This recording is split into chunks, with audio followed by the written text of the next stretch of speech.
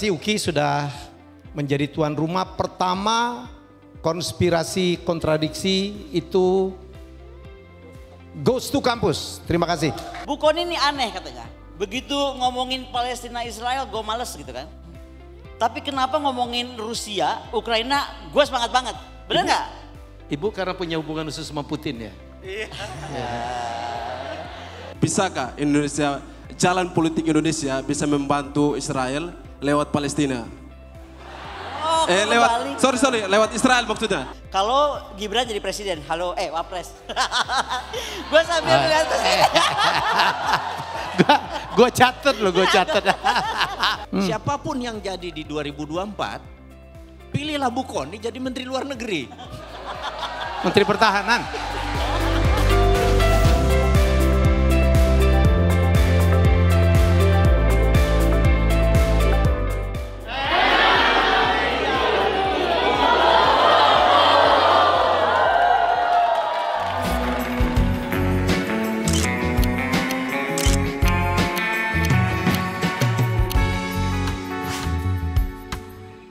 Ini dia konspirasi kontradiksi. Mari kita berikan tepuk tangan yang meriah.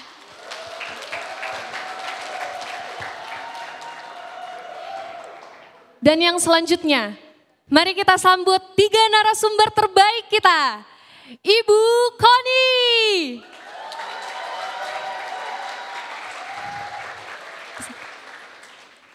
Yang selanjutnya yang tak kalah keren dan menarik nih. Siapa dia?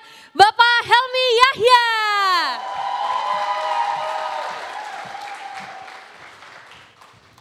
Dan yang terakhir, biasanya yang terakhir paling keren ya.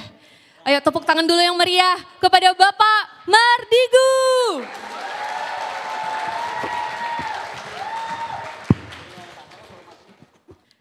Kami persilakan kepada moderator untuk memandu acara selanjutnya. Terima kasih Mbak Dorcas. Tepuk tangan sekali lagi untuk pembicara-pembicara kita. Pertama mohon izin dulu bagi saya untuk memperkenalkan diri. Saya Jonathan Jordan, saya adalah Research Fellow di INADIS sama seperti Mas Gibraltar tadi. Saya lulus dari Departemen Hubungan Internasional Universitas Indonesia dan fokus kajian saya adalah di kajian Rusia, Eropa Timur, dan Eurasia. Jadi saya senang ada Ibu Koni di sini. Oke, pertama-tama kita akan sampai dulu pada sesi penyampaian materi oleh narasumber. Kepada Bapak Helmy Yahya, waktu dan tempat kami persilakan. Oke, tepuk tangan tuh moderator. Baik, selamat sore. Kami bertiga. Sebenarnya kami bertiga tuh nggak ada kompak-kompak. Mewakili apa ya, ketokohan, kepakaran ini berbeda-beda juga. Bu Koni udah tau lah ahli pertahanan. Saya mungkin lebih banyak di komunikasi dan di bisnis ya. Nah Mas Wo ini agak nggak jelas. Jadi dia the man of issue. Ya. Tapi menarik gitu. Jadi terima kasih UKI sudah menjadi tuan rumah pertama konspirasi kontradiksi itu goes to kampus. Terima kasih. Saya kaget tuh Mas Wowi, ternyata UKI itu gede banget ke belakang ya. Dugaan saya lebih dari 10 hektar nih. Kaget saya pertama kali masuk. Bayangan saya nih, kalau tentang UKI itu sekolahnya lawyer yang berani-berani. Nomor 2, Fakultas Kedokteran, ada rumah sakit di sini yang banyak dihubungkan dengan korban kecelakaan di tol. Pokoknya lari ke sini, iya larinya ke sini pasti. Nomor 3, mereka sekarang dikenal juga menghasilkan banyak sekali diplomat. Saya keliling dunia melakukan sharing dengan diaspora, ketemu banyak sekali dengan alumni dari UKI. Tepuk tangan untuk UKI. Jadi senang banget, apalagi mahasiswanya sekarang ya. Wow, saya nggak duga sebanyak ini. Baik, can we start? Acara ini akan ditayangkan di R66 Newlytics ya, jadi terima kasih. Kita akan jadi, dan untuk pertama kali mungkin kita akan tayang 1 jam mungkin. Biasanya kita cuma 15 menit, 20 menit. Ya jadi ini Mas Woy mengusulkan lebih banyak nanti tanya jawab. Oke, tema yang diminta adalah bagaimana geopolitik Indonesia di 2024. Saya pikir Bu Koni, ya sebelum kita akan bertanya tentang prediksi ke depan kan sangat tergantung kepada presidennya dan wapres terpilih siapa. Saya cuman ini mahasiswa, dosen, ya, para pimpinan UKI. Gambaran geopolitik kita itu sampai sekarang kayak apa sih? Sudah tepatkah posisi geopolitik kita? Atau mestinya begini loh? Jadi Monggo. sebelum 2024 nih? Ya sekarang lah sekarang. Sebentar saya mau nyapa dulu yang pada pakai baju ungu dong, halo. Ura dong, ura. Ketahuan kan pasti ini pasti dari peruraan. Warna ungu itu kan banyak Bu, royal dan satunya lagi gue nggak mau sebut. Kalau perempuan baju ungu tuh artinya titik-titik gue nggak mau nyebut. Gak usah nyebut Ya, ya. ya, ya. Oke, Oke. kalau ditanya 2000 sampai hari ini ya, menurut aku sampai hari ini kita tuh belum menggunakan posisi strategis kita. Jadi kita ribut aja nih, posisi Indonesia dijepit di antara dua benua, di antara dua samudra, dang deng dong gitu kan. Tapi terus apa gitu, so what gitu. Nah kalau dikaitkan ke yang paling kekinian, aku tuh lagi banyak dihujat orang terkait posisiku kepada kasus Gaza, kepada kasus Israel. Dan ini tuh kayaknya di kita tiap berapa tahunan pasti rame. Dan ramenya tuh rame banget, aku mah bingung loh. Jadi tiba-tiba jadi manusia-manusia yang manusia banget itu loh kalau ada kasus Palestina. Tapi tidak pada saat kasus lain ya. Rempang enggak, apa enggak gitu. Nah aku itu cuma melihatnya begini. Kenapa mungkin aku agak berbeda melihat wah nafsu geopolitik kita kasus Israel Gaza. Karena aku melihatnya kalau memang kita itu by undang-undang harus memerdekakan Palestina gitu kan. Ya harusnya kita benar-benar bisa gagah perkasa, punya angkatan bersenjata militer yang punya kapal induk, punya bom atom, punya pesawat tempur, punya you name it, apapun lah itu. Nggak cukup menghimbau-himbau aja ya? Dan mengutuk, yang gue heran mengutuknya hobi banget itu. Oke. Terus sok nge-ban Pepsodent lah segala macam. Ya lu berhenti juga main WhatsApp, main segala macam dong, halo. Ibu Gitu dikatain loh, ibu ngomong Pepsodent. Iya. Iya. Dikatain, apa katanya? Ya pokoknya ngapain Bu nyebut-nyebut merek, apa hubungannya segala macam. Ya. Oh gitu. Ya. Oh yaudah ntar yang marah itu biarin dulu. Nah yang kedua ada yang ngomong begini, dan ini menarik. Bu Koni ini aneh katanya. Begitu ngomongin Palestina Israel gue males gitu kan. Tapi kenapa ngomongin Rusia, Ukraina gue semangat banget. Bener nggak? Ibu karena punya hubungan khusus sama Putin ya? Iya. Jangan-jangan. Itu pakai capital, pakai bold di garis bawah. Oke. Karena menurut aku beda banget. Menurut aku konstelasi Presiden Putin menghadapi Amerika dan kawan-kawan Dan NATO? itu membuat dunia itu betul-betul reshaping. Dan terbukti kemarin aku diundang ke IAIU ASEAN Meeting, itu memperlihatkan bagaimana nanti dari mulai Rusia, Cina terus turun ke Asia Tenggara, masuk ke Singapura, masuk ke Jakarta, kita semua akan terkoneksi. Jadi konektivitas selatan itu akan bergeser banyak. Itu belum barang, belum orang, juga gas pipeline. Nah yang kita pikirkan misalnya sekarang kan kemarin arahnya masih ke Jakarta. Nah nanti itu akan harus tembus balik ke IKN. Kalau IKN-nya terus, kalau Gibran jadi presiden, halo wapres. Gue sambil melihat ke sini. Gue catet loh, gue catet. Gue langsung. Saya begini dong Bu, gue catet loh. Jadi Ibu tuh udah ngakuin ya sebenarnya. Bukan, maksud aku tuh kenapa sih pengen jadi wapres apa karena IKN gitu loh maksudnya. Tapi udah, ntar gue dimarahin Pak Helmi. Kita senyumin aja. Kita senyumin aja. Anyway, maksud aku kan nanti kita harus merubah tuh yang tadinya dari Singapura turun ke Sumatera masuk Jakarta. Ini kan harus beda lagi nih. Kita menariknya dari mana nih? Narik pipeline kah? Kemudian ikut konektivitas itu yang intinya begini. Indonesia yang tadinya ALKI satunya yang paling heboh, Silent of Communications kita yang di Malaka, itu nanti akan tergeser secara geopolitik. Yang akan sangat aktif adalah ALKI 2. Kalau ALKI untuk IKN itu terwujud gitu. Nah artinya kita harus punya port lebih hebat dari Port Klang. Kita mesti punya port lebih hebat daripada Singapura. Ya. Yang mau saya bilang secara cepat begini aja lah. Jadi nanti kekuatan Asia Pasifik itu harus ada di Indonesia karena kita tuh denyut jantung Asia Pasifik. Ya. Nah untuk itu kita nggak cuma cukup punya militer yang kuat. Kita juga mesti punya polisi yang fokus pada keamanan dalam negeri. Yang fokus ngurusin ketertiban masyarakat. Ya. Yang intinya ekonomi terus bisa berputar. Kemudian rakyat semakin sejahtera. Dan tadi yang paling penting membuat aku civis pacem parabellum. Jadi tanpa ada kekuatan militer yang kuat tuh udahlah, lupakanlah perdamaian. Oke. Saya kenapa tadi bedain banget antara Rusia dan Palestina gitu kan. Karena Rusia itu betul-betul terbukti. Bayangkan ada negara di ban segitu banyak sanction, 6 ribuan kali. Dia survive. Hari ini kita ngutuk Israel. Halo apa kabar itu barang di kemana masih dari Israel? Ya. Gitu loh. Kalau aku gitu dulu deh. Coba lanjutkan. Oke. Baik Mas Wowi, sama pertanyaan saya.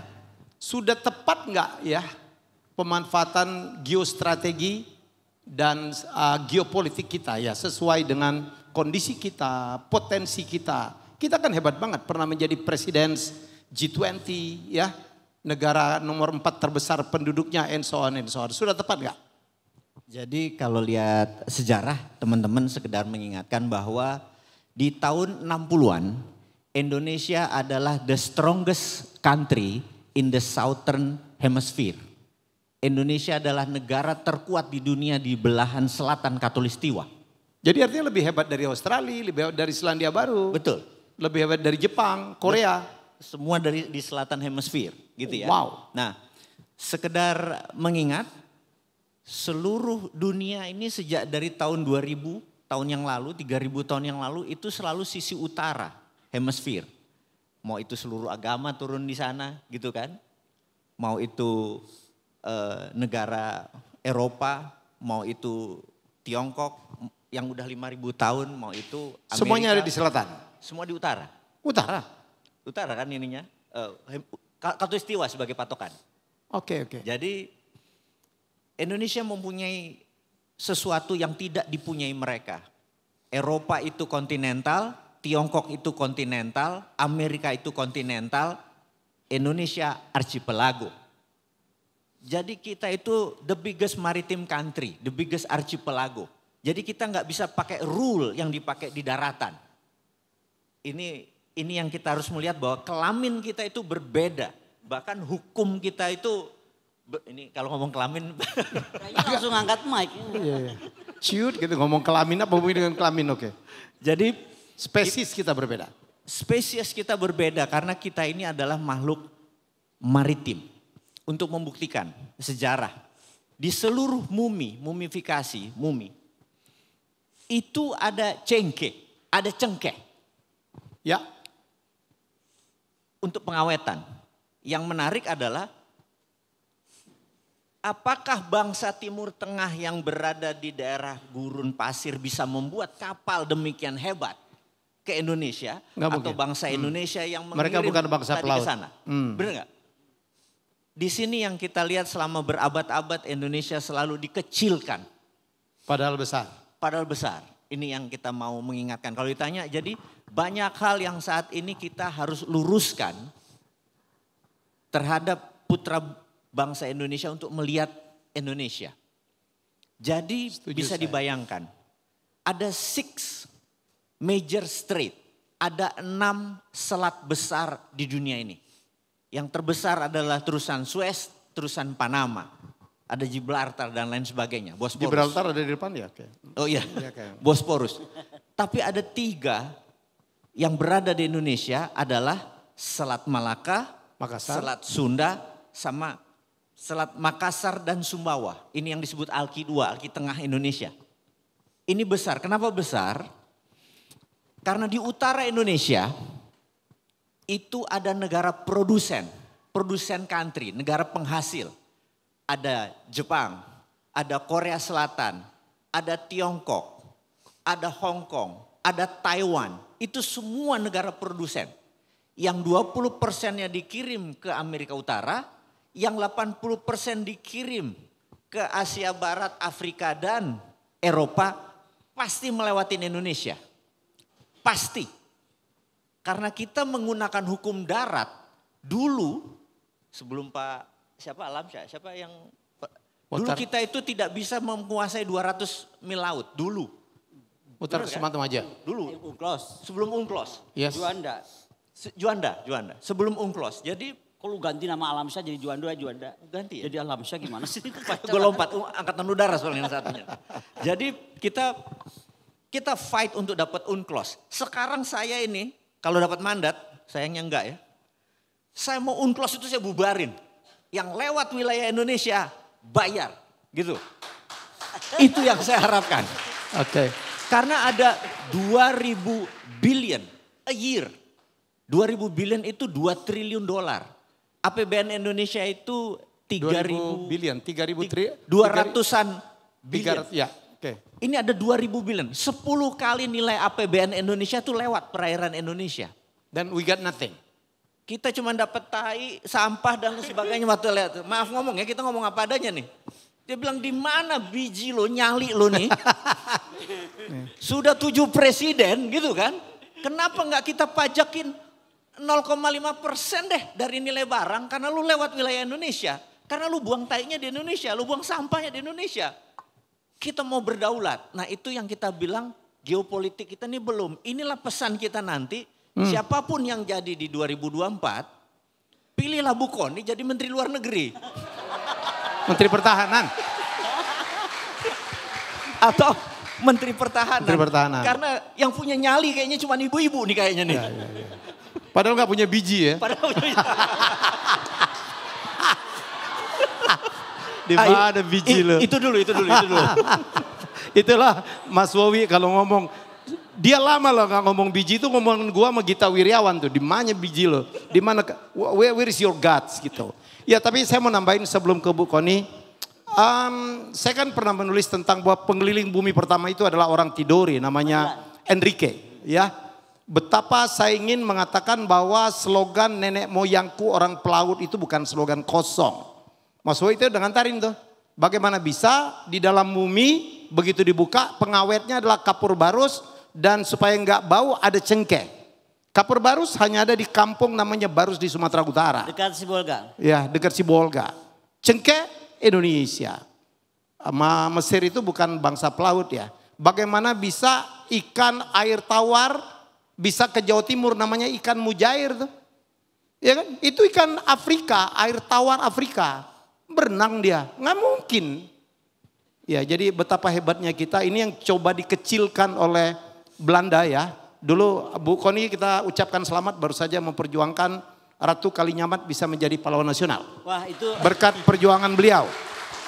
Ini ratu pembuat kapal yang besar-besar. Yang ditorpedo, ya, digranat oleh Eropa, oleh China. Enggak, inilah gede-gede. Ya hanya Belanda lah waktu itu mengecilkan kita Bu ya. Waktu kita di Belanda ada aturan nggak boleh bikin kapal gede-gede. Betapa inputnya Indonesia masa lalu. Nah ini Bu Kony kalau ngomong tentang maritim gatel gitu. Tol laut, maritim, ya itu mestinya kita klaim lebih hebat dari sekarang. Setuju nggak Bu? Setuju banget ya karena begini. Contohnya saya tuh sedih ya kalau soal Kalinyamat karena nyinggung Kalinyamat boleh nggak aku cerita sedikit ya? Boleh lah. Jadi Kalinyamat ini baik gaya. Jadi gini kalau sekarang ada yang kena hoax nggak usah patah hati. Halo. Engkau aku tahu sedang di hoax gara-gara Israel, nggak usah sedih. Lu tau nggak, Ratu Kalinyamat itu, dia tuh cuma ratu jadi 30 tahun ya. Ya. Bayangkan dia itu menjadi ratu yang bisa mengontrol ke arah utara Indonesia, ya kan? Sorry dong, bukan utara, arah barat dan juga ke arah timur Indonesia. Jadi dari Jepara kan ya? Dari tengah, dari Jepara. Jadi Jeporo. waktu itu dia tuh jadi kayak hub dari semua perdagangan dan lain-lain. Padahal kayak Aceh itu kan semua di bawah kekuasaan Ottoman. Beberapa kerajaan dekat Johor itu di bawah kekuasaan Ottoman atau aliansi dengan Ottoman. Tapi dia mampu mengalahkan mereka salah satunya dengan logistik yang dikuasai oleh Ratu Kalinyamat. Lalu Hitu tuh ada kerajaan yang sebenarnya dia dekat ke Tidore, Ternate yang kerajaan lebih besar. Tapi itu minta tolongnya ke Kalinyamat. Cuman ketika penjajah datang, lalu image perempuan hebat tuh harus hilang dari Indonesia. Ini ketika saya cerita Kalinyamat saya bisa punya cerita banyak soal Aceh juga ya, perempuan-perempuan Aceh. Tapi soal Kalinyamat ini dia dibilang perempuan gak bener, dibilang jahat, sakit jiwa gitu kan. Dia di framing, pokoknya hoax di framing. Sampai tempat dia bertapa itu dipakai untuk bertapa perempuan-perempuan nakal. Katanya supaya sakti dengan bisa menjual dirinya gitu. Bayangkan. Supaya laris. Seorang ratu digambarkan kayak gitu. Dan untuk membalikan itu ketika kami mengajukan pertama kali dianggap jangan bawa legenda ke sini. Itu dari tim kepahlawanan kita nih. Dari itu kan lintas kementerian. Kita buktikan kalau ada legenda itu ada makamnya, ada ini, ada itu. Enggak cukup. Semua enggak cukup. Tapi ya itulah kalau kita punya kemauan mewujudkan bagaimana kebenaran pasti ada jalannya. Loh kok tiba-tiba ada mahasiswa kita di S3 di Portugal yang dosennya tuh pendalamannya kepada sejarah Portugis Indonesia. Nah dari situ kemudian dibantulah kita ke gereja-gereja. Karena itulah kenapa saya apresiasi sekali hubungan kita dengan gereja-gereja Vatikan. Dan juga semua gereja Katolik. Karena mereka itu memegang penuh semua banyak arsip yang orang lain gak pegang. Jadi akhirnya kita punya arsip 8 buah bukti primer. Bagaimana kehebatan Kalinyamat. Nah intinya betul yang Pak Bobi bilang gitu loh. Kalau kita dibilang gak negara maritim harusnya kita marah dan berontak. Karena waktu Kalinyamat itu bukan saja kuat di dalam faktor defense. Cina membeli kapal-kapal dagang itu ke dia. Dan dia tuh tanpa adanya KKIP, tanpa adanya semualah industri-industri pertahanan Erick Thohir belum ada ya. Tapi dia udah bisa bikin, bayangkan antara Semarang, terus Bone, apa yang penghasil kapal itu. Nah itu kenapa kalau dikaitkan ke kekinian sekarang, saya mendukung apa yang dibuat oleh Syekh Panji Panji Gumilang. Karena menurut aku dia malah mau menghidupkan kemampuan kapal-kapal tradisional kita. Yang saya harapkan segera juga diikuti oleh yang lain-lain ya. Bukan cuma pesantren. Tetapi apalah gereja dan lain sebangsanya. Jadi kalau ngomongin Kalinyamat. Aku ingin itu terus disuarakan karena ini adalah sebuah kehormatan bangsa sih sebenarnya. Legacy. Nah coba dong cerita Enrique. Susah nggak coba? Ya saya berjuang, saya dikatain gitu. Saya bilang pengelindung pertama itu bukan Magelhaens loh. Karena Magelhaens itu kan tidak finish. Karena dia dibunuh di Cebu. Tidak 360 derajat. Bukan juga Elcano. Karena Elcano finish. Tapi ada anak Maluku, anak Tidore yang lebih dahulu. Karena dia dari Tidore ke Demak, Demak Palembang, Palembang Malaka. Diculik oleh Magelhaens, dibawa ke Spanyol. Terus disponsorin untuk mencari pulau rempah Maluku dan harus memutar. Karena ada Tordesillas ya. Peraturan. Kalau Portugis turun ke arah Melaka. Kalau ini dia turunnya harus melalui Afrika ya, dan finish akhirnya. Jadi Enrique itu waktu dia mencapai Filipina itu sebenarnya dia udah berputar 365 derajat. Fakta ini 500 tahun ditutupin oleh Eropa. Kita klaim, alhamdulillah ya buku saya udah jadi novel. Bulan ini mungkin novel bahasa Inggrisnya akan terbit. Kickstarternya kita bikin action figure juga akan beredar di Amerika. Tahun depan mungkin dokumenter. Tahun berikutnya lagi mungkin akan jadi film ya. Netflix. Hanung Bramantio sudah mengundang saya. Wah saya dikatain. Wah ini ngawur nih Helmi Yahya. Itulah perilaku orang Indonesia. Kadang-kadang inferior kompleks ya. Kita ingat ya Pak Habibie bikin pesawat itu dikatain tuh. IPTN tuh dibilang iya pesawat teh ngapung. Jadi iya dong. Jadi ada dijual ditukar beras lah segala macam. Jadi itu saya minta adik-adik di sini tolonglah kita harus we have our pride. Ya we have our pride. Bahwa kita ini bangsa yang sangat hebat. Celakanya kadang-kadang kita suka merendahkan diri kita sendiri. Ya jadi saya berharap banget nih 400 orang ada di sini punya semangat yang sama. Oke, saya kembali ke topik. Mas Uwi, apa yang harus dilakukan ya untuk merebut kehebatan kita dalam geostrategi, geopolitik, ya geoekonomi. What shall we do sebelum saya Jadi kita sederhanakan geopolitik, geoekonomi, geostrategi, kita sederhanakan supaya bahasa populis lebih enak. Jadi ini bahasa supaya anak kelas 5 SD bisa paham gitu ya. Geopolitik adalah kekuatan geografi kita untuk keunggulan politik. Biar sederhana ya. Geoekonomi adalah kekuatan geografi kita untuk keunggulan ekonomi. Dan untuk melaksanakan ini semua kita memerlukan strategi gitu ya. Nah kita sebelum kita melihat diri kita, maka kita melihat ada namanya sebuah pelajaran dari Noam Chomsky adalah how the world work. Gue susah banget ngomong. How the world work mungkin. Bagaimana cara dunia bekerja? How the world work. Benar nggak? Iya, iya. Iya kan? Bagaimana bumi bekerja? Bagaimana dunia bekerja. Jadi kita tahu ada yang rule the world saat ini. Setuju ya? Benar nggak? Bahwa nggak ujuk-ujuk ini dunia berjalan begitu saja.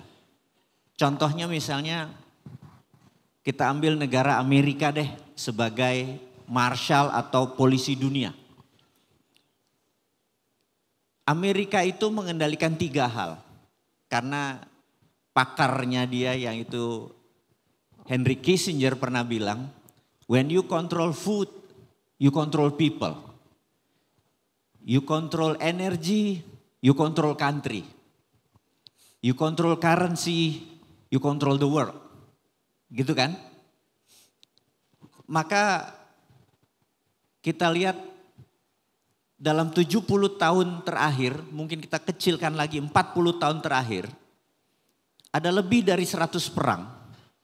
90% di negara penghasil fosil oil. Setuju nggak? Fosil oil itu ya minyak bumi dan gas alam, gitu kan? Karena sejak tahun 71, di mana Amerika melepas emas sebagai jaminan untuk printing dolar, dia menggunakan petrodolar. Dolar diprint berdasarkan petrol. Karena itu Amerika mengontrol seluruh petroleum dari produsennya sampai distribusinya. Jadi boleh Kazakhstan yang menghasilkan, boleh Suriah yang menghasilkan, boleh Rohingya yang menghasilkan, boleh mana sumur kita, mau Minas, mau Arjuna, tetap aja mobil oil ada di sana, benar nggak? Tetap aja yang ngontrol distribusinya adalah mereka, produsennya adalah mereka. Mereka masih mengontrol 80%. Saudi boleh menghasilkan, tapi seluruh petroleum company-nya milik Amerika dan Inggris, gitu ya. Jadi mereka masih mengontrol ini semua. Bisa dibayangkan kalau di utara Indonesia, Anda tahu kebutuhan minyak BBM di Indonesia per hari berapa? Ini pakar geopolitik kita tanya semua nih. Jadi kebutuhan kita itu 1,5 juta barel per hari, 1,1-nya kita impor. Tiongkok itu adalah negara terbesar membutuhkan energi. 60%-nya dari Selat Hormuz yang pasti lewat Indonesia. Gitu. Nah, selama Amerika masih mengontrol oil dan gas, maka kita masih ada terbelenggunya. Ini kita nanti masuk ke topiknya. Yang kedua adalah Amerika itu kontrol currency. 90% transaksi di dunia ini menggunakan dolar. Dan 60% cadangan devisa menggunakan dolar, nggak emas. Dia kontrol semua. 75% dolar di print adalah di luar Amerika. Bisa dibayangkan betapa powerfulnya negara tersebut dan dia punya pengendalinya. Tahun 98 dengan economic hitman dibuat dari 2.500 ke 15.000 itu rupiah. Jadi kita tinggal lihat nih, geopolitik nih. Apakah Amerika nanti akan cawe-cawe di Indonesia? Menurut sahabat-sahabatku kira-kira. Yang akan Amerika cawe-cawe coba angkat tangan. Oke, yang lain bilang Amerika nggak cawe-cawe, bener nggak? Tiongkok kira-kira akan cawe-cawe. Siapa yang percaya Tiongkok akan cawe-cawe angkat tangan? Yang lain yang cawe-cawe cuma Jokowi gitu ya? Janganlah. Yang anggap Jokowi cawe-cawe angkat tangan. Yang anggap Jokowi cawe-cawe. Nah, ini yang saya mau kasih surprise ke adik-adikku. Bahwa ada satu negara lagi yang sangat peduli dengan Indonesia. Yang di setiap pilpres pasti dia lebih fokus dari Tiongkok dan Amerika. Ini saya mau ngomong nih di ruangan ini nih. Khusus buat teman-teman dan adik-adikku. Negara itu namanya Singapura. Jadi jangan Anda underestimate negara kecil itu. Ya. Apa kita buka nih di chapter-nya? Oke, kita lanjut. Jadi kita harus tahu who rule the world, how the world work gitu ya. Dan kemudian foreign policy dari pemerintah Amerika sejak tahun 1944 sampai sekarang tidak pernah berubah. Foreign policy-nya. Apa foreign policy-nya? Dulu ada seorang diplomat, dubes Rusia dari Amerika bernama George F. Kennan. Dia menulis dalam buku namanya Long Telegraph. Itu menjadi platform dari Amerika policy-nya. Policy-nya apa? Dia bilang penduduk Amerika merupakan 5,5% penduduk dunia. Tapi Amerika menguasai 63% world wealth. New York Stock Exchange itu menguasai 40%. Alibaba boleh nama perusahaan di sana ByteDance apalagi itu. Tapi listingnya di New York, benar nggak? Jadi dia tetap mengendalikan ekonomi 63%. Dan kalimat terakhir yang menjadi penting adalah we want to keep it that way forever. Wow. Mereka menginginkan memegang itu seterusnya. Jadi by all means kalau ada sesuatu yang men-challenge mereka, pasti mereka libas. Dan untuk pertama kali dalam sejarah di 2013 ada seorang menjadi pemimpin Tiongkok bernama Xi Jinping. Dia yang men-challenge pertama kali Amerika dan ini saat ini yang menjadi mata dunia. Akankah Tiongkok dan Amerika collide atau tabrakan? Itu pertanyaannya. Dan saya yakin kita semua berada di ruangan ini usianya berapa sih? Saya boleh tahu yang usianya 22 tahun ke bawah angkat tangan? Wih, masih muda. Masih muda kan? Nah, Iya. kebayang kan? Ini harapan Berarti besar. 10 tahun dari sekarang 2034. Anda masih rule the world, bener nggak?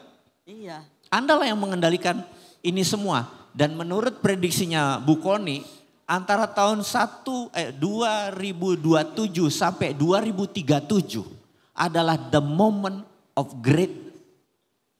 Antara dua raksasa besar itu akan collide. Pertanyaannya, apakah kamu siap?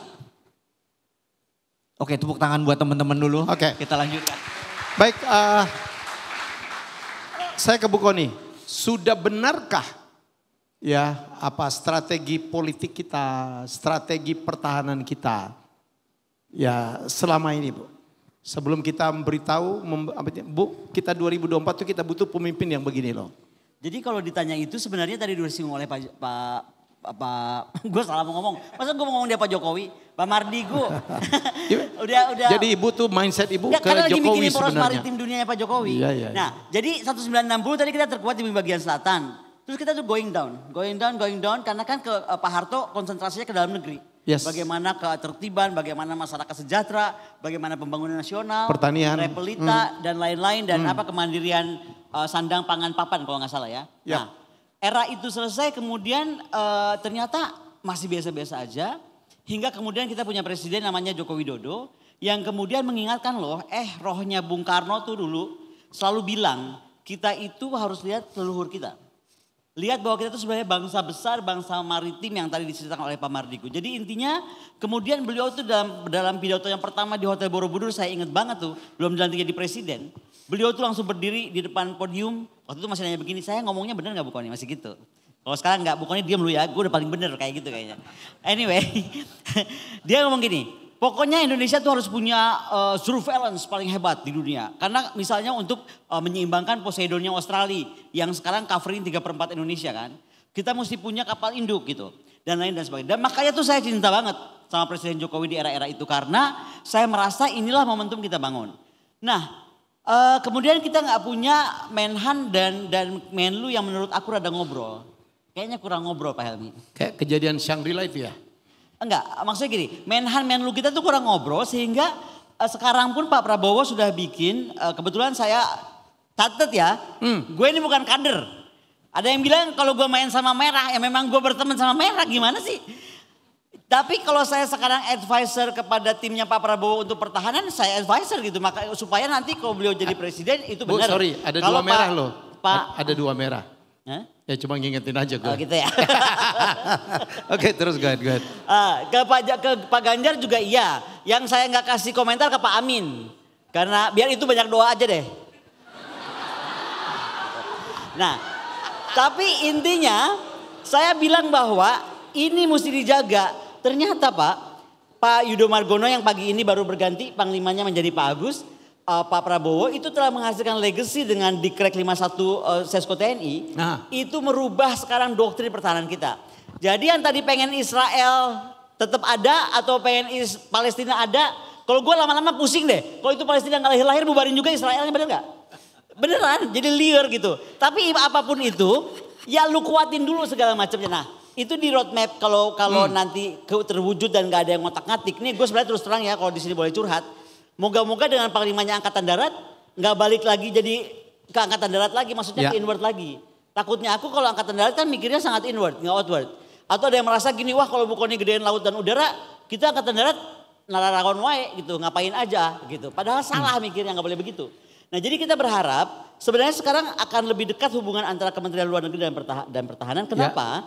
Karena khawatirnya aku begitu nanti datang pesanan Pak Prabowo misalnya nih, kapal induk datang, persiapan 2037 perang ya. Kemudian pesawat-pesawat tempur canggih datang.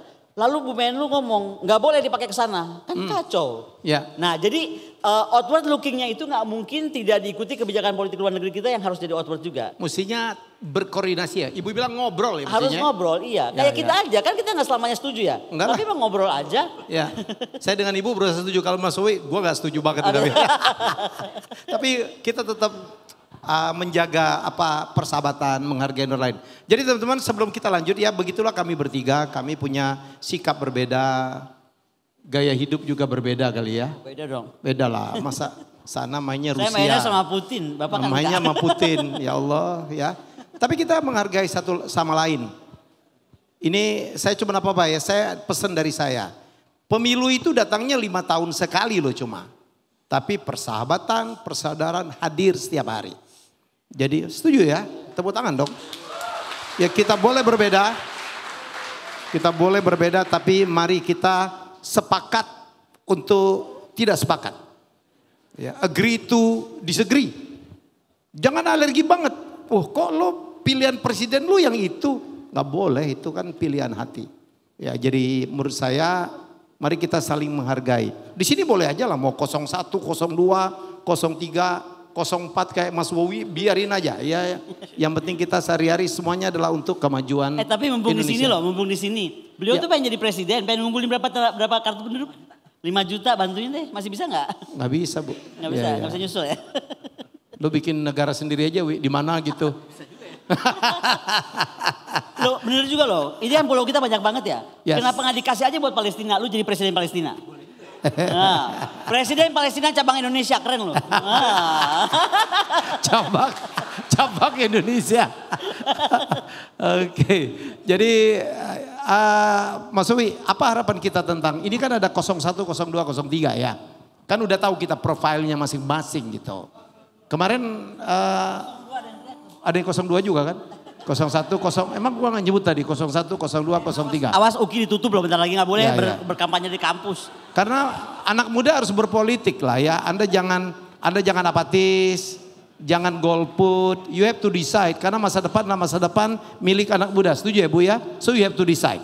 Ya jangan biarkan orang-orang tua kayak saya gantianlah ya kan? Gantianlah. Jadi masa depanmu sekarang lihat udah rusak ya, lingkungan rusak. Korupsi kita makin tinggi, indeks persepsi korupsi kita makin rendah. Yang mengajarkan investasi kita makin rendah. Saya pikir saatnya anak muda mulai pelan-pelan merebut dengan cara yang konstitusional tentu saja. Bukannya ada harapan pemimpin 2024 mestinya seperti apa? Sebelum saya ke Mas Zowie. Atau Wowi dulu? Gue tanya 2 kali, dia duluan dong. Mas Zowie dulu lah. Duluan dong. Ini teman-teman, ini pendapat pribadi saya berapa kali ditanya. Ini Bosman ini mau ke 02, 01 atau 03 gitu atau balak kosong gitu ya. Jadi saya ini merasa pertandingan kali ini pada remis semua. Pada apa? Remis, Oh, draw. draw Ya. gitu ya. Maka saya kan kalau hari Senin, Selasa, Kamis, Jumat, Sabtu, Minggu saya adalah binatang ekonomi. Tapi kalau hari Selasa saya sering membantu negara untuk Departemen Pertahanan. Jadi teman-teman, cara saya melihat dunia adalah kalau chance-nya 50-50, maka lebih baik kita mundur. Bener gak? Nah saya ngeliat nih chance-nya 50-50. Lalu waktu ditanya, jadi pilihannya gimana? Jadi gini, siapa di sini penggemar bola, sepak bola, Liga Eropa? Liga Inggris. Gitu ya. Liga Inggris. Nah ini yang lain apa nih kayaknya hobinya. Jadi saya mau cerita bahwa Yang lain bola bekel. Ini Indonesia banget, ini nggak menunjuk play safe nih, persis kayak kita Ibu ya. Sikap Kita nggak berpolitik. play safe, kita nggak Bukan play yang di safe. sana, yang di sana. Oh di sana, iya Yang nggak itu Ibu boleh loh. kritik. Kita udah ini, play safe, nyari aman gitu. Ayo khawatir. harus berani ya. Lu kalau play safe terus nggak kebagian. Gue dibilang Mas Wi, umur kita udah berapa Wi? We have to decide. Ya dia masih belum menentukan pilihan. Nanti gue ganggu terus. Ini baru kali ini saya menyatakan posisi. Jadi gini, saya sangat terinspirasi oleh seorang coach namanya Sir Alex Ferguson. Di mana dia bukan punya tim disebut Winning 11. Winning 11 adalah starter line up yang bermain 11 di kompetisi pertama kali main. Tapi dia punya namanya The Winning 16. Karena dia punya 5 pemain cadangan yang sama skillnya dengan yang 11 pemain utama. Yang 5 pemain cadangan itu yang jadi The Winning 16 tadi itu disebut super sub. Super substitute gitu ya. Jadi pernah suatu hari saya nonton di Old Trafford, ini for the sake of discussion aja. Babak pertama dia kalah 1-0. Waktu itu masih Beckham masih ada Alex Ferguson. Itu penonton itu kan teriaknya gini, glory, glory, Man United. Jadi man manusia, kalau United, glory gitu ya. Jadi Bineka Tunggal Ika. Bineka Tunggal Ika, jadi sepanjang jalan. Jadi babak kedua itu begitu kalah 1-0, itu di babak kedua penonton tuh nyanyi makin kenceng. Jadi berbeda dengan di Indonesia. Kalau di Indonesia kan Garuda di dadaku gitu ya. Begitu kalah 1-0 mulai separuh yang nyanyi. Kalah 2-0 pergi. Mutung. Mutungan. Ya. Jadi kalau mereka kalah 1-0 tuh makin giat gitu ya. Kemudian di menit 60, 65. Toto penonton nyanyi. You are my soldier, my own. Jadi dia mau meminta Ole Gunnar Solskjaer untuk masuk. Jadi Alex Ferguson tuh berdiri ngeliatin penonton. Bayangin 60.000 penonton itu menentukan permainan. Dia minta Solskjaer masuk. Bener diganti pemain masuk Solskjaer 1-1 akhirnya menang 2-1 dan akhir itu udah kayak menang perang gitu ya. Jadi di situ saya lesson learn-nya adalah Alex Ferguson ini mempunyai 5 pemain cadangan yang super sub yang sama bagusnya. Yang waktu menit 60-70 mereka masuk dan memenangkan pertandingan karena fresh leg kaki baru masuk gitu ya. Jadi saya pikir ini kalau mereka kita tahu ya bahwa kalau ini nanti 14 Februari itu adalah pilpres dan hasilnya remis, kekuatannya sama, maka 2 besar akan masuk di bulan Mei. Putaran 2. Putaran kedua, karena itu kan ini disebut tahun politik, benar nggak? Mei kemungkinan besar berarti kita akan kampanye terus, mungkin isinya sosmed, isinya makian terus, benar nggak? Ini yang saya sebel ini. Ada cebong kampret dulu, sekarang jadi kecepret katanya, udah gabung soalnya. Baru tahu. Kan udah gabung. Jadi, nah itu tidak selesai karena Juni sampai November itu pilkada daerah ada 277. Jadi akan rame tahun depan itu disebut tahun politik, benar-benar tahun kampanye, tahun politik, tahun spanduk, tahun kaos gitu ya. Tahun serangan fajar gitu. Nah, jadi kalau kita lihat bulan Februari mereka habis-habisan, rasanya di bulan Mei mereka perlu fresh leg, bener nggak? Baru new mind masuk, gengnya Bosman masuk. Apa yang kita pilih pasti menang. Setuju? Kalau nggak setuju harus setuju. Itu dulu lah kita kira dari saya. Lanjut Mas Helmi. Bu Goni 01, 02, 03 menurut Ibu siapa yang paling siap dengan konsep geopolitik? Ayo ngomong yang keras coba jangan sambil nunduk. Gimana sih? Berdiri. Katakan jiwamu gitu dong, katakan pikiranmu. Tunjukkan ekspresimu gitu. 01 kah? 02 kah?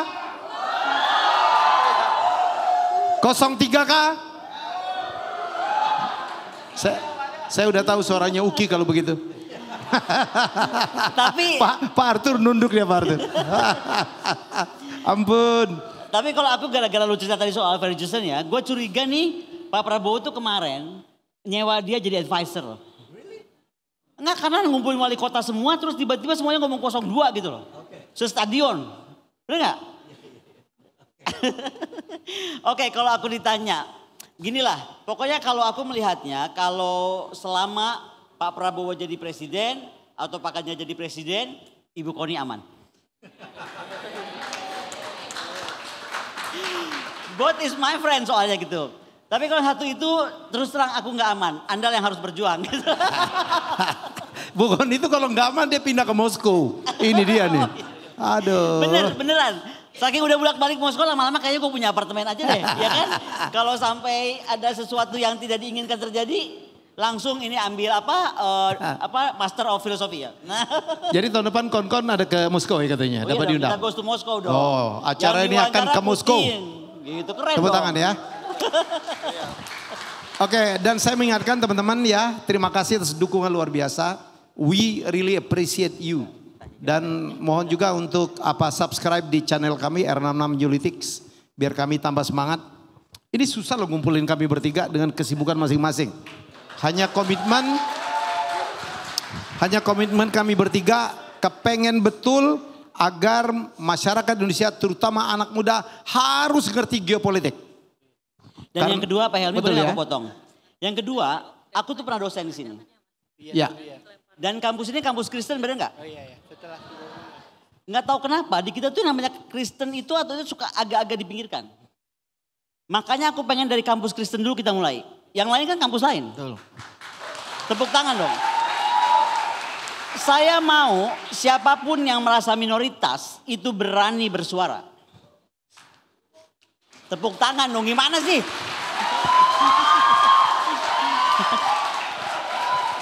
Bersuara tuh tapi bukan bersuara marah-marah, bukan bersuara ngutuk-ngutuk. Yes. Tapi karena memberikan itu tadi saya pandangan. potong maaf. Karena kebenaran itu tidak punya agama. Nah, Ibu udah tahu ya partai yang paling kencang melawan intoleransi. Cuman ngasih tahu aja. Udah. Anda partainya namanya apa biar lebih jelas Nggak usah, aja Pak. nggak perlu, nggak boleh. Oke, jadi itu harapan kami. Sebentar lagi kita akan membuka ya sesi tanya jawab. Persilakan ya, mungkin kita udah bisa buka. Buka aja. Buka aja, mungkin Soalnya tadi yang lebih pakai teriak explore nomor ya. 3 nunduk, nomor 2 nunduk berdiri. Sekarang ayo. Speak up. Oke, Pak Moderator, saya persilakan untuk memimpin acara Q&A. We have 15 minutes. Yap. Oke, ya. Terima kasih Pak Helmi. Pertama sebelum kita buka Q&A untuk audiens, mungkin saja pengen sharing pengalaman singkat saya juga.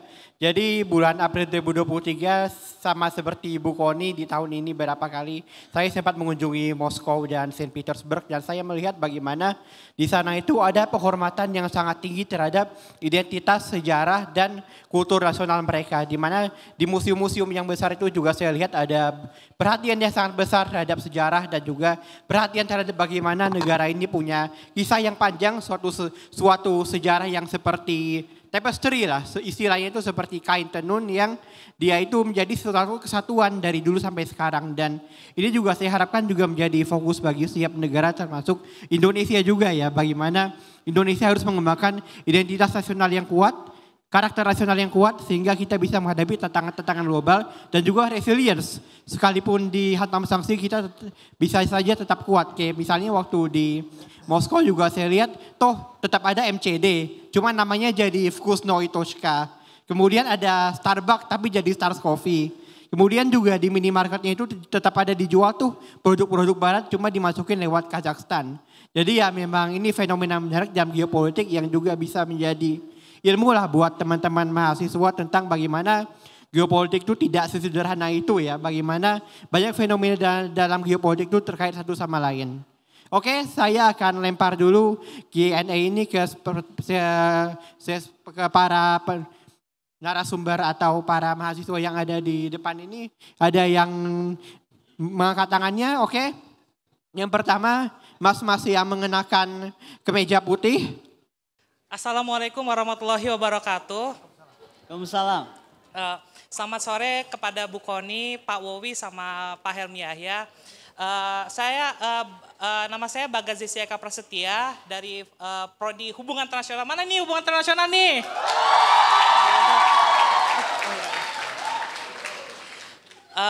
Saya juga dari kelas studi kawasan serta studi perdamaian dan keamanan dengan dosen pengampu Pak Dari Naufal Mulyaman. Saya ingin bertanya mengenai visi poros maritim kita serta keamanan dan pertahanan kita. Karena begini Bu Kony dan terutama kepada Bu Kony dan Pak Wowi, kita kan tahu semua kalau misalkan sekarang ini sedang ramai-ramainya atau sedang musim-musimnya senjata nuklir dan segala macam. Terutama untuk maritim sendiri, kita di dekat sini ada AUKUS yang dimana mereka akhir-akhir ini sedang membangun kapal selamnya yang bertenaga nuklir. Nah, yang saya ingin tanyakan adalah kita ini kan mempunyai sumber daya uranium juga thorium yang begitu banyak setelah saya cari di Google tadi. Mungkinkah atau bisakah kita memasukkan nuklir sebagai bagian dari pertahanan kita, baik itu bentuknya hulu ledak lah seperti yang dipakai Korea Utara, atau misalnya kendaraan yang berbasis nuklir kayak misalkan yang dipunya AUKUS gitu.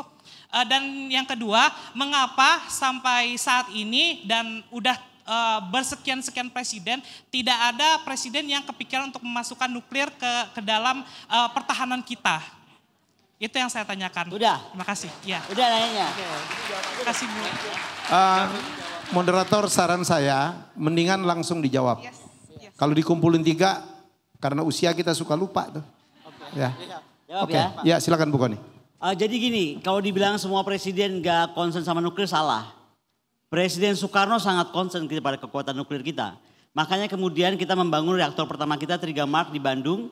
Itu pertamanya dengan Amerika. Karena Amerika melihat Indonesia dalam posisi non-alignment-nya itu harusnya jadi penjaga gitu.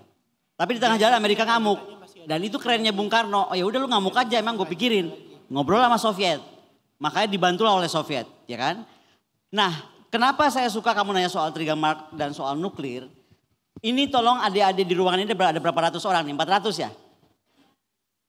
Asal tahu aja. Si reaktor Trigamark yang sangat bersejarah itu, yang membuat kita demikian terhormat dan menjadi yang terkuat salah satu di bumi bagian selatan gara-gara itu. Ada rumors mau dibuat jadi museum, reaktornya mau ditutup. Ini aku bilang sakit jiwa nih negara nih. Orang malah mau bikin reaktor nuklir dan segala macam penelitian dan lain-lain, kok malahan itu yang sangat reaktor kita pertama malah mau ditutup gitu. Jadi ini kalau rumorsnya ini benar, kita harus berontak beramai-ramai. Setuju nggak? Nah, kaitannya kedua tadi, kalau ngomongin AUKUS jangan cuma ngomong soal kapal selam. Dia itu punya 11 agreement lain bagaimana membangun kekuatan cyber, kekuatan intelijen, kekuatan bawah permukaan laut, kekuatan antariksa, and so on and so forth. Jadi kita cuma disuruh konsen seolah-olah masalahnya cuma kapal selam. Enggak, dia punya semuanya. Dan Poseidon dia itu udah cover Indonesia 3/4-nya itu udah anytime. Ini menurut saya kalau kita punya Menhan dan punya presiden dan punya menteri luar negeri yang kompak, harusnya jawab dong, wah enak aja nih Australia, 3/4 Indonesia lu mata-matain terus, ya kan? Siapa kapal keluar masuk mesti lapor segala macam. Lalu kita balik dong seluruh benua Australia sekarang, kita tarik radius gitu. Kan harusnya negara berdaulat seperti itu. Soal thorium, saya sepakat, sebenarnya Kementerian Pertahanan kita di era Pak Riamizar itu sudah mengembangkan riset terkait bagaimana generasi nuklir, generasi 5 kalau nggak salah namanya ya. Itu akan menggunakan thorium. Yang sekarang kita dorong, Pak Mardigu Wawik ikut bersuara. Soalnya kalau ikut Pak Mardigu bersuara jadi ramai, jadi cepet. Kayaknya susah banget menjual bahwa keamanan nuklir itu udah canggih banget sekarang. Kalau enggak di Rusia udah ngebeleduk dari kapan tahu, bener nggak? Kok nggak ngebeleduk-beleduk? Ya kan, kalau ngebeleduk nggak? Meledak. Tidak kan? Karena memang udah makin canggih. Kedua pilihannya bisa offshore. Di atas kapal aja gitu loh. Dan sekarang kan kecil-kecil. Reaktor nuklir waktu aku kecil, mungkin segede gini nih tabung birunya itu. Uraniumnya itu kan kita pinggir-pinggirnya tuh kolamnya segede gini. Sekarang nggak usah segede aki juga udah bisa nerangin banyak hal gitu. Jadi terima kasih untuk pertanyaannya dan oke, kalau Anda jadi diplomat, jadi menteri luar negeri, janji ya harus bagaimana mengedepankan tentang kekuatan kita salah satunya menggunakan nuclear power.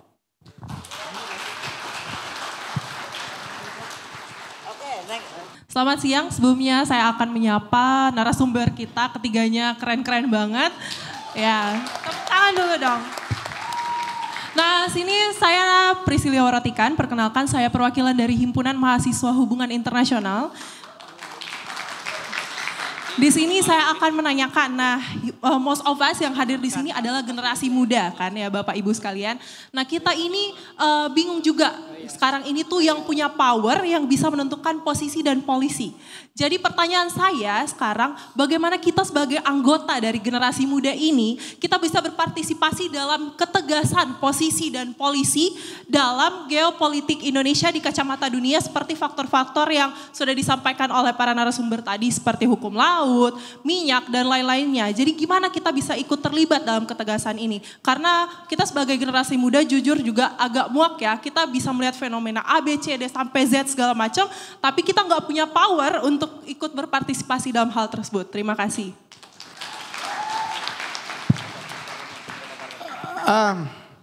Saya sekarang keliling ya seluruh Indonesia, sharing, memotivasi, menyemangati supaya anak muda jangan lagi apatis, jangan golput, rebut posisi politikmu, bersuara.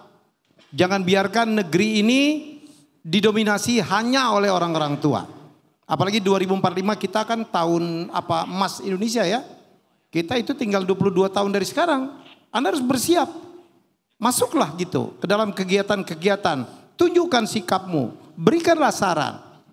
Ya buatlah kegiatan-kegiatan, aksi-aksi yang menunjukkan, ini anak muda. Kita juga perlu diberikan kesempatan. Nggak ada lagi tuh stigma bahwa anak muda nggak bisa mimpin. Come on. Ya, Emmanuel Macron, Jacinda Ardern, kemarin sharing bareng ya, Burkina Faso ya umur 28 tahun. 34. Yang lebih ini lagi tuh Kim Jong Un. Sulit itu sekarang, Presiden Amerika pun sulit. Ngutik-ngutik dia itu diangkat pada usia 28 tahun. Saatnya anak muda yang mengambil porsi yang lebih besar. Ya dengan kegiatan apapun, jangan apatis, jangan golput, rebut. Ya, boleh berpartisipasi masuk partai, boleh nyalek, boleh mendaftarkan diri nanti untuk pilkada. Saya pikir sudah saatnya anak muda lebih mengambil porsi yang lebih besar.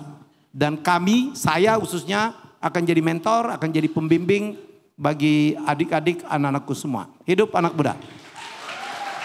Kalau aku tambahin dikit aja ya. Menurut aku anak muda juga nggak usah jadi anak muda yang tiba-tiba jadi anak muda yang anaknya siapa jadi apa, nggak usah gitu juga. Jadi gini ya, sebenarnya kalian bisa bikin apa aja sekarang. Kita tuh udah ada di era ketika kekuatan senjata ini ada di tangan kalian. Coba satu ruangan ini mana yang nggak punya handphone? Yang nggak punya mana? Nggak ada kan? Ya, setuju. Nggak ada kan? Ya udah pakai ini aja karena sekarang tuh pikiran Anda itu, kekuatan pikiran Anda itu bisa Anda blasting dengan sangat cepat. Kami ini bertiga kumpul dan kemudian banyak fansnya, sombong ya? Cie, seluruh dunia. Beneran nggak bohong. Aku naik apa aja, pesawat kan, naik kapal, naik apa harus semua nanya. Mana Pak Helmi, mana Pak Mardigu gitu. Tahu nggak apa yang kita jual? Yang kita jual cuma kekuatan pikiran kan? Ya. Iya, dan kita pakai media, kebetulan beliau bosnya sekarang punya channel ya. Tapi paling tidak kita ini kan bisa komunikasikan lewat HP kita, lewat sosial media kita. Intinya adalah bagaimana kita mempengaruhi sesama kawan-kawan kita gitu kan. Untuk membangun bangsa ini dan mengembalikan harkat martabat nenek moyang kita. Aku tuh tadinya gak suka sejarah, benci banget gue baca sejarah. Tapi sejak kali nyamat, sejak kemudian saya baca, tau gak, aku pernah baca buku tentang bagaimana prajurit-prajurit kuda terindah di dunia. Kita kan ngebayangnya kayaknya Louis XIV gitu ya kan. Ya. Napoleon, ternyata enggak loh. Aku lupa bukunya judulnya apa. Tapi ternyata enggak pernah, jadi ada pendatang-pendatang dari Cina, pendatang dari Portugis, pendatang dari mana yang datang ke Indonesia. Melihat di kerajaan di Jogja, dia bilang tidak pernah ada kuda dihias seindah kudanya kita waktu itu dengan permata jamrud coba. Berarti kan kita hebat banget, cuman kita tuh punya arsip yang sangat buruk. Oke, setuju. Nah, bener gak? Jadi sekali lagi jangan khawatir, gak usah juga wajib jadi jangan tiba-tiba jadi para politikus semua, gak seru juga dong dunia ini jadi boring. Politikus kalau yang baik oke. Oh oke. Pokoknya yang pasti senjata di tangan kalian. So bergeraklah, bener gak? Saya nambahin, jadi dulu di dalam Orde Baru itu ada pelajaran yang sampai saat ini saya bawa dan saya pikir saya mau transfer ke adik-adikku bahwa ada namanya bernegara itu ada 7 pilar. I Polek Sosbud Hangkam, ideologi, politik, ekonomi, sosial, budaya, pertahanan dan keamanan. Jadi tidak melulu politik. Anda bisa berkontribusi lewat banyak hal. Ambil salah satu pilar-pilar tadi yang bernegara tadi. Memang di Indonesia sejak tahun 2002 terjadi perubahan yang sangat besar di mana undang-undang bukan undang-undang 45 lagi tapi undang-undang 2002. Undang-undang 2002 ini banyak hal yang membuat kita menjadi terlalu bold politik. 80% diskusi kita di warung, di taksi, di supir taksi ngobrol politik semua karena mendadak terlalu besar porsi politik karena memang Indonesia belum cukup dewasa. Yang dilepas tahun 2002 itu adalah satu, hilangnya GBHN dari Undang-Undang Dasar 45, TNI Polri keluar dari parlemen dan pemilihan langsung, one man one vote. Itu secara pribadi saya tidak setuju karena negara besar seperti Amerika yang disebut bapaknya demokrasi itu tidak one man one vote. Dia tidak pakai popular vote tapi pakai electoral vote. Electoral vote itu dihitung misalnya Bu Koni dia S3, dia pemimpin tertentu bayar pajaknya 1 miliar setahun, maka setiap 100 juta dia dapat. Jadi begitu Bu Koni suaranya 17, bukan 1. Kalau sekarang seorang pendeta yang ahli sorga sama narapidana suaranya sama-sama 1. Itu namanya popular vote. Harusnya electoral vote itu ada pemberat. Disinilah saya minta teman-teman generasi muda ini untuk merubah ke depan itu supaya menjadi electoral vote, bukan popular vote. Ubah lagi undang-undang gak apa-apa. Dan Andalah sebagai politikus muda dan sebagai ekonom muda, sebagai pemikir-pemikir muda yang saya titipkan bangsa ini kepada kalian. Oke, tepuk tangan untuk Pak Sui. Jadi di monitor ada pertanyaan tentang kami anak muda, bagaimana kami berpartisipasi dalam politik tapi kami tidak punya power. Ini relate nih, mari kita tunjukkan bahwa 400 lebih, ini jangan-jangan 500 ini ya, yang ada di ruangan ini, kita mulai menunjukkan, kita show of force juga lah, kalau jangan meremehkan anak muda. Misalnya, Bu Koni bilang, di genggaman kita ini power loh, media yang Anda punya, IG, TikTok, silakan posting kegiatan hari ini, bikin caption, foto kami, video kami atau kegiatan ini, kalau 400-500 orang, ya dengan hashtag yang sama, ya hashtag kita apa hari ini? Ya kita akan tentukan aja geopolitik anak muda, ya atau Uki jangan lupa. unggul dong, Uki unggul. Ya, oke. Dan jangan lupa tag juga ke Uki, ya tag ke mana lagi nih? Inadis, R66 Media, R66 Newlytics, ya dengan hashtag tertentu tadi. Ya menurut saya wow. Ini akan menunjukkan kekuatan yang besar. Mari kita viralkan. Ini memviralkan sesuatu yang sangat bermanfaat untuk masa depan anak muda.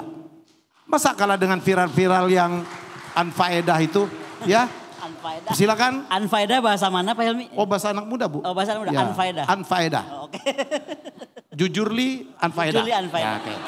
Besti. Ya, saya lebih Ibu Koni cuma kenalnya Besti. Ya, oke. Udah cukup lah. Ya, jadi menurut saya show it now. Jadi Anda foto, video apapun, bikin caption ya yang menunjukkan bahwa hari ini anak muda sudah bangkit dan dimulai dari Uki. Ya. Kita tunggu. Tantangan kita bisa lagi ke UI, bisa ke Unpad, bisa kemanapun, bisa ke UIN. Ya, kita akan dengan senang hati karena inilah kontribusi kami bertiga ya untuk Indonesia, terutama untuk anak muda. Tepuk tangan. Baik, saya serahkan floor ke pertanyaan ketiga. Terima kasih, saya Grace Putri Tasalonika, mahasiswa angkatan 2023 Prodi Hubungan Internasional. Berbicara tentang geopolitik memang menjadi pembahasan yang sangat menarik, namun pembahasan ini menjadi sangat menarik lagi ketika kita mengetahui bahwa Indonesia pernah menjadi the strongest country di negara bagian selatan Khatulistiwa. Ini membuktikan bahwa Indonesia mungkin pada masa itu pernah menjadi negara dengan peran besar di panggung internasional. Pertanyaan saya, bagaimana peta kekuatan geopolitik dapat berubah sebagai akibat dari perubahan politik dalam pemilihan umum, terutama di negara-negara dengan peran besar di panggung internasional. Dan kita tahu bahwa kita juga memasuki tahun politik, di mana dengan adanya kemungkinan perubahan politik ini, apakah memungkinkan adanya pergeseran kebijakan luar negeri dalam konteks pemilu maupun ketegangan atau konflik geopolitik yang muncul sebagai dampak atau akibat dari polarisasi politik. Dan bagaimana hal tersebut dapat berdampak pada geopolitik regional. Terima kasih. Gila pertanyaan. Ini nanyanya udah kayak dosen nih, pinter banget. Ini bisa ganti Bu Koni nih. Bener. Jawab dong Bu. Aku jawab nih? Iya dong. Oh kirain lu duluan. Alah. Oke, gini ya, kalau buat aku nih ya, aku tuh gak mau energi kita capek banget untuk sebuah pesta politik yang udah kita tahu ujungnya. Jadi kalau saya ditanya, besok itu harusnya 1 putaran selesai. Loh kok gak ada yang tepuk tangan? Wah parah nih, parah. Jadi kalau ada yang mau 2 putaran ya, artinya mau energi kita capek mikirin berantem lagi. Nah, ntar jadi mawar merah, ntar jadi mawar kuning, ntar jadi mawar biru. Ya kan? Udah deh, selesai. Harusnya nih Februari ini udah 1, pilih aja presiden jeder. Jadi siapapun, udah gitu kan? Jadi gitu aja, gak usah 2 putaran. Untuk gak kedengeran kayak udah iklan politik nih. Anyway, kenapa? Karena tadi menurut aku siapapun yang jadi kecuali Pak Amin tadi ya. Gimana dong, saya kan apa adanya. Karena akan sama aja, akan membangun dua-duanya pengagum Bung Karno. Pak Prabowo itu cosplay paling kerennya Soekarno loh. Bener gak? Kalau udah gak ada kayak Bung Karno, keren banget. Tapi Pak Ganjar jelas lah, dia jelas-jelas Soekarnois banget lah, orang dia partainya merah banget gitu kan. Dan untuk mewujudkan itu, yang nanya aku malah ngobrol, halo Mbak Cantik, dengerin gue lagi jawab. Nah jadi maksud aku untuk menghidupkan the spirit menjadi bangsa terkuat yang jangan mengeksplorasi kekayaan kita too much kalau kita belum bisa mampu mengeksplorasi sendiri. Nilai-nilai seperti itu yang mampu bilang, Amerika go to hell. Nggak ada kita punya itu sekarang. Makanya yang besok jadi Februari ini harus kita kirim ke Moskow pertama-tama belajar sama Putin. Gantian, Putin tadinya belajar dari Soekarno, rubah dunia, to build the world anew tahun 2023. Nah yang ini nanti belajar to build the world anew dari Xi Jinping, dari Putin yang sekarang itu begitu berani reshaping the world. Saya begitu ketemu orang EAEU kemarin yang datang kan juga menteri dari Rusia ya. Saya kaget loh, EAEU itu lahirnya kan sampai sama dengan ASEAN kalau nggak salah nggak beda jauh ya. Tapi mereka sekarang tuh udah punya kayak kesepakatan bersama. Banyak hal yang di ASEAN tuh nggak tercapai. Ini kita jadi ngomong ASEAN sedikit ya, karena kita ini kan katanya untuk mempermudah Indonesia bergerak harusnya menggunakan ASEAN sebagai kendaraan. Menurut aku sekarang ASEAN kurang dipakai. Kenapa? Harusnya kita menggunakan ASEAN itu seperti bagaimana IAEU tuh sekarang semua tarifnya dipersamakan, semua sistemnya disamain, semua emang nggak ada konflik antara mereka ada. Gitu, apalagi si Barat tetap aja ngomong, ih lu main-main sama Rusia lu, ntar lu dikontrol sama Rusia. Itu tuh ada tuh, ya kan? Tapi mereka tetap yakin, mendingan gua dikontrol sama Rusia daripada gua dikontrol sama Amerika. Nah di kita nih ASEAN nggak begitu. Di ASEAN ini ada yang flirtingnya kebanyakan sama Amerika, ada yang flirtingnya kebanyakan sama Cina, akhirnya nggak puguh. Nah ini yang kita mesti adik-adik kan, sekali lagi kata Pak Helmi tadi, adik-adik akan bawa masa depan bangsa ini. Tolong ya, kalau buat ASEAN itu memperkuat Indonesia, ASEAN itu kita yang drive. Jangan dibalik ASEAN mendrive kita. Karena hari ini ASEAN sudah begitu terpecah belah. Kepentingan periperinya ASEAN itu lebih mempengaruhi ASEAN yang inti. Dan itu yang gak boleh terjadi. Oke, cukup. Masih ada 2 pertanyaan lagi. Moderator kalau bisa dikasih yang di belakang ya. Oke, biar kita agak merata. Kita akan buka satu sesi pertanyaan terakhir untuk 2 aja barangkali. Iya. Kalau ada yang belum jelas Anda bisa DM saya. Iya. Ya. Oke. Yang nge-DM saya, yang nge-post IG story, tag saya akan repost. Oke. Saya akan berikan sesi ini kepada 2 orang. Pertama yang pakai jaket warna hijau tua ini di belakang. Dan kiri 1, kanan 1. Iya. Dan satu lagi. Ya, ke belakang deh, ke belakang. Ya hijau tua ini 1, terus sama yang angkat tangan di ujung itu belakang. Iya. Kepada penanya yang tadi yang pakai jaket hijau itu tolong disampaikan pertanyaannya. Terima kasih atas waktu yang diberikan. Perkenalkan, nama saya Bunga Rangkurni. Saya berasal dari Papua dan juga sebagai mahasiswa ilmu politik UKI.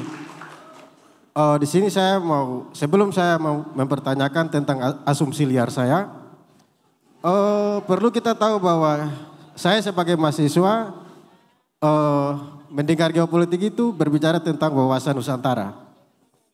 Di mana wawasan Nusantara ini memberi kita pemahaman mengenai geografis kita.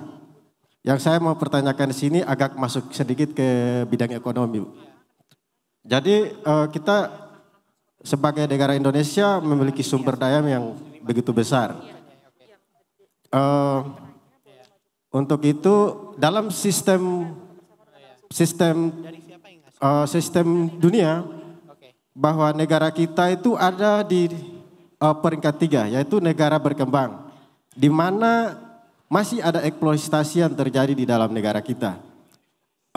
Sumber daya alam kita dimanfaatkan sehingga mungkin itu berdampak terhadap ekonomi internal negara kita. Di sini yang saya mau mempertanyakan adalah dari kacamata geopolitik, apakah Indonesia berani untuk memutuskan tidak terlalu banyak mengekspor bahan baku mentah kita ke luar negeri dan peningkatan kebijakan hilirisasi ini, apakah Indonesia akan tegak untuk menjalankan itu atau tidak? Dan dari pandangan geopolitik juga, saya ingin bertanya tentang posisi saya sebagai orang Papua, bagaimana kita melihat itu? Terima kasih. Mungkin Mas Wowi. Terima kasih. Jadi saya sekedar mengingatkan bahwa ada sebuah negara baru merdeka 10 tahun, manggil lebih dari 40 kepala negara, bukan ke ibu kotanya, tapi ke sebuah kota kecil, ibu kota provinsi. Negara itu namanya Indonesia, di tahun 1955 baru 10 tahun merdeka, mengundang negara Asia Afrika ke Bandung. Dan yang datang itu adalah para pemimpin-pemimpin seperti Mao Tse-tung, Nehru, Benazir Bhutto, Broz Tito, benar nggak? Joseph Broz Tito, Castro, bahkan Che Guevara datang gitu ya. Pemimpin-pemimpin itu mau apa datang ke Indonesia? Anda pernah mikir nggak?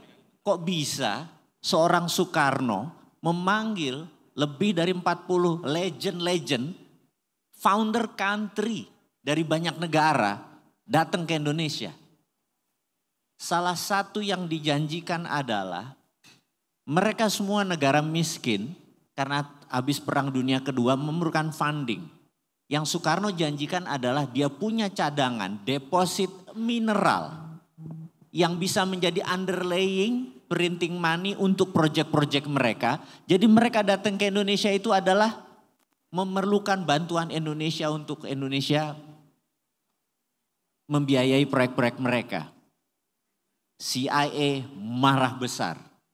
Didesainlah sebuah skenario tahun 65 Pak Karno selesai. Paham ya? Nah, sekarang ini kenapa Indonesia memiliki mineral segitu banyak? Anda harus mengingat adik-adikku, ada 3 hal yang Anda harus tahu untuk mineral itu menjadi benda powerful seluruh dunia. Kalau ada bola berwarna putih, bola gitu ya, bola. Kemudian bola itu dikasih glitter. Kemudian bola itu diputar. Maka glitternya itu akan berada di posisi tengah. Setuju nggak? Dunia ini sudah miliaran tahun berputar. Maka seluruh mineral itu ada di sabuk khatulistiwa. Dan untuk membuat mineral itu matang perlu 2 lagi. Dia perlu air dan dia perlu volcano, tektonik atau api. Indonesia ini 85%-nya ring of fire. Jadi selain punya panas bumi, kita juga punya pupuk yang gak pernah habis.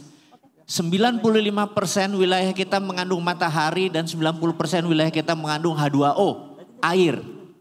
Jadi untuk yang membuat Indonesia ini menjadi the strongest country, itu bukan dari benda yang disebut kapal terbang dan lain sebagainya, karena kita mempunyai seluruh benda-benda yang disebut mineral, yang kalau di tabel periodik dulu, yang dari IPA, anak-anak SMA-nya IPA masih ingat kan? Yang kalau kita hari libur nanti kita rebus kubis Prancis besok minggu. Anda ingat pelajaran itu dulu? Fisika bener gak kita harus ngapalin 164 lebih unsur tadi. Itu semua ada di Indonesia. Dan sekali lagi tadi pertanyaannya penting sekali. Setelah ditambang sekarang kita masuk ke hilirisasi yang namanya dibangun smelter, di burn. Tapi smelter itu tidak selesai. Yang saya berharap adalah presiden nanti itu membuat refiningnya atau pemurniannya. Karena begitu pemurniannya itu keluar, saya berharap Indonesia tidak membuat komoditas mineral tadi jadi alat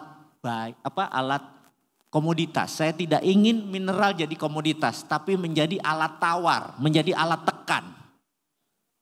Jadi itulah yang kita sebut di dalam konsep modern monetary theory. Kita tidak perlu pinjam IMF, kita tidak perlu pinjam asing, karena dengan mineral yang ada di Indonesia kita bisa printing money dengan project-project di Indonesia. IKN itu udah gak usah ngutang, IKN itu printing money aja berbasis mineral-mineral tadi. Dan Papua, ini ada yang menarik.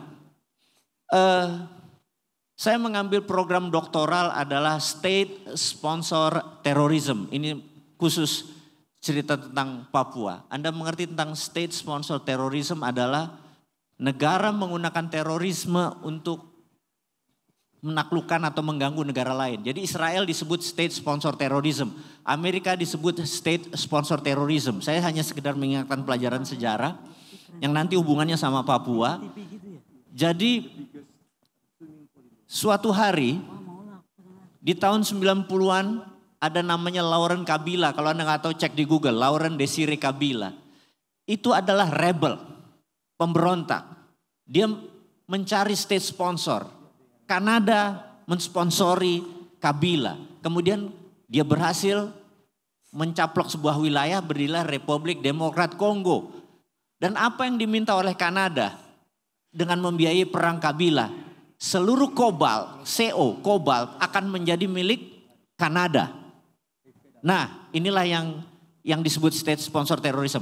Di tahun 60, satu hal impian Pak Karno yang belum tercapai mengambil wilayah jajahan Belanda adalah Papua. Karena itu dia melobi Amerika. 2 kali dia melobi Amerika, 2 kali Kennedy setuju mendukung Indonesia, bahkan memberikan voting right-nya. Vetonya dia di Dewan Keamanan untuk Indonesia mengambil Papua. Itu strong lobby sekali. Karena itu dibuatlah sebuah operation namanya IRIAN. Anda ngerti kan IRIAN? Singkatannya dari Ikut Republik Indonesia Anti Nederland. Itu adalah operation. Nah, apa yang Amerika minta? Kennedy minta ke Pak Karno. Oke, saya dukung kamu, tapi saya minta seluruh cadangan emas Papua menjadi underlying dolar. Pak Karno nego, Iceberg aja. Grasberg saja. Jadi Oksibil tidak, Iceberg tidak, dan banyak 4 posisi lain tidak. Amerika akhirnya setuju, Grasberg akhirnya dijadikan Freeport membangun di sana. Jadi Freeport gak usah dicawe-cawe, itu kasih part Amerika karena memang menjadi porsi di dalam nego. Itu kekuatan politik, geopolitik Soekarno untuk mendapatkan Papua balik lagi wilayahnya bersatu di bawah Panji NKRI. Dan di sini terlihat, Anda mungkin dengan cerita ini dapat gambaran bahwa negara-negara itu kalau ada mau ada bargainnya, ada nilai tawar, ada nilai pembanding. Dan Soekarno memberikan hanya sebagian kecil dari tanah Papua. Sehingga Papua adalah the richest mineral island in the world yang sebentar lagi menjadi kekuatan utama membangun Indonesia. Sukses buat Papua. Oke, mungkin pertanyaan terakhir di belakang ya. Iya, saya serahkan ke pertanyaan yang terakhir tadi. Ya. Baik, terima kasih Selamat sore, nama saya James. Terima kasih untuk diskusi ini sangat menarik. Saya rasa diskusi-diskusi seperti ini yang dibutuhkan oleh generasi bangsa gitu loh. Bukan hanya jadi ya benar negara ini sekarang lagi dihadapkan dengan kebanyakan drama. Rupa republik hari ini pura-pura demokrasi ya. Bahasanya seperti itu. Untuk pertanyaan saya ke tiga narasumber yang hebat ini, mungkin teman-teman tadi kebanyakan pertanyaannya menyangkut dengan keindonesiaan juga di sini. Tapi saya mau ajak teman-teman narasumber kita pergi daerah Mesir dulu. Nah, pertanyaan saya kepada tiga narasumber, bisakah tidak Indonesia mengambil sikap politik mengenai kasus Israel-Palestina? Apakah Indonesia bisa membantu Palestina dari Israel? Bukan dari Gaza saja. Kalau logistik bisa lewat Gaza, apakah jalan politik bisa lewat Kairo juga untuk membantu Palestina gitu? Itu pertanyaan saya, terima kasih. Indonesia membantu Palestina, ya begitu. Bisakah Indonesia membantu Palestina lewat Israel? Membantu Palestina lewat Israel. Ya gitu, membantu Palestina lewat Israel. Agak nggak jelas suaranya. Tolong kamu ngomongnya pelan-pelan. Maksud saya begini Pak, bisakah Indonesia, jalan politik Indonesia bisa membantu Israel lewat Palestina? Lewat Israel maksudnya, lewat Israel. Membantu Palestina lewat Israel. Ya, membantu Palestina lewat Israel kan? Iya. Benar Pak, menurut saya. Coba kamu ke depan deh, sini deh, ke depan. Ya. Biar kita ngerti. Kamu dari Papua juga? Dari Kupang NTT Pak. Kupang NTT, oke, good. Maksudnya membantu Palestina lewat Israel tuh gimana? Nggak ngerti aku. Menurut saya begini Bu, selama ini sikap Indonesia kan hanya lewat PBB. Nah PBB kan selama ini yang saya ikuti pernyataan Ibu Koni di berbagai media. PBB ini kan sekarang hanya menjadi alat politiknya negara-negara adik kuasa. Nah itu ya menurut saya agak sedikit sulit kita lewat sana. Karena ya. Jadi lebih langsung ke Israel gitu kan? Iya, langsung ke Israel aja. Karena ada banyak jalan menuju Roma, Ibu. Betul. Betul. Apalagi menuju Vatikan lebih banyak lagi. Apalagi Yerusalem, Ibu. Iya. Oke, kalau ditanya seperti itu, ya itu yang beberapa kali aku udah bilang. Bagaimana mungkin kita itu mau mengamankan kedua negara ketika kita hanya mau berteman atau mau kenal cuma sama satu aja.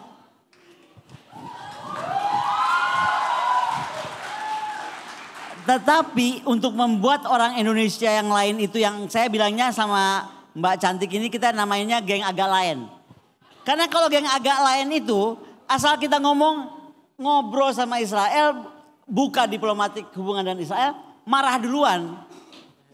Makanya saya balikan, saya bilang ya udah kalau memang nggak mau kenal Israel, ya berarti kita yang mesti kuat militernya kan. Pilihan yang cuma itu.